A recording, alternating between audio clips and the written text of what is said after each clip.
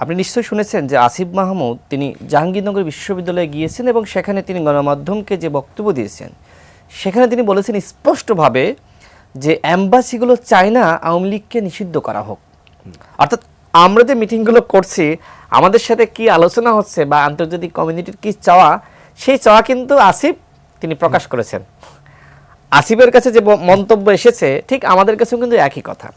সেই জায়গায় আন্তর্জাতিক কমিউনিটি যেহেতু চাপ আছে, বিএনপি একটি বড় দল এবং আগামীতে ক্ষমতায় আসার যে প্রতিযোগিতা, সেই প্রতিযোগিতায় এখনো পর্যন্ত এক নম্বরে বিএনপি।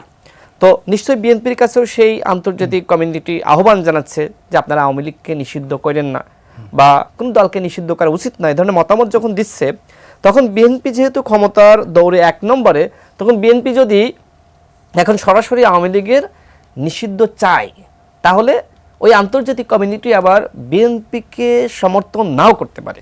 তখন বিএনপি কিন্তু এই আন্তর্জাতিক রাজনীতির মারপেচের মধ্যে পড়ে গিয়েছেন, যে কারণে বিএনপি আমার যেটি মনে হয় এখন কৌশলী বক্তব্য দিচ্ছেন যে আওয়ামী লীগ রাজনীতি করতে পারবে কি পারবে না, আওয়ামী লীগ নিষিদ্ধ হবে কি হবে না, এটি জনগণের সিদ্ধান্ত।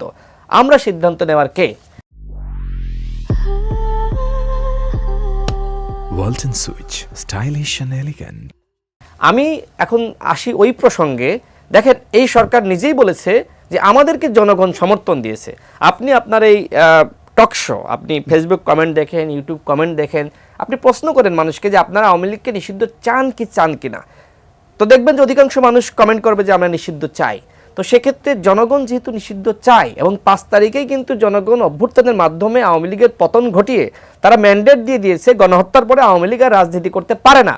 যদি আওয়ামী লীগ রাজনীতি করতে পারতো তাহলে কিন্তু গণ অভ্যুত্থান হইতো না। শেখ হাসিনাকে বলতো যে আপনি ক্ষমা চান, ক্ষমা চাইলে আপনি ক্ষমতায় থাকতে পারবেন। জনগণ কিন্তু এই রায় দিত।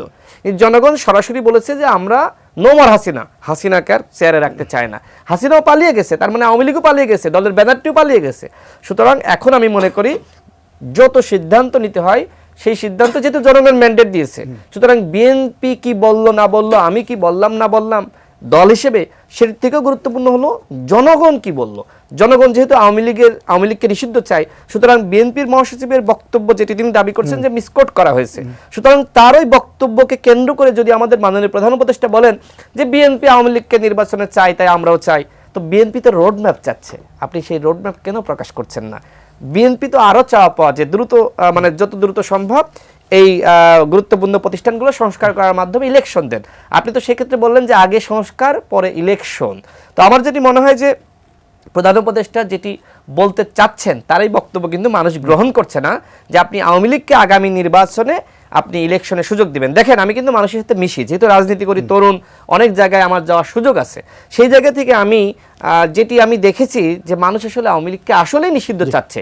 সুতরাং আওয়ামী লীগ আরেকটি পরিকল্পনা তৈরি করেছে, যেটি আমি শুনছি যে তারা এখন আওয়ামী লীগের ব্যানারে আগামী তার ইলেকশনে যাবে না, তারা এখন স্বতন্ত্র ব্যানারে ইলেকশন করবে। যেমনিভাবে পিটিআই পাকিস্তানি ইলেকশন করেছে, ঠিক একইভাবে আওয়ামী লীগ, এখন আওয়ামী লীগের তো টাকা পয়সার অভাব নাই, স্বতন্ত্রভাবে ইলেকশন করলে ভোট তো কেনা যায় 500 টাকা 1000 টাকা দিয়ে। গ্রামগঞ্জের মানুষ কিন্তু এখনো সচেতন না, আওয়ামী লীগ কিন্তু এই প্ল্যান করছে।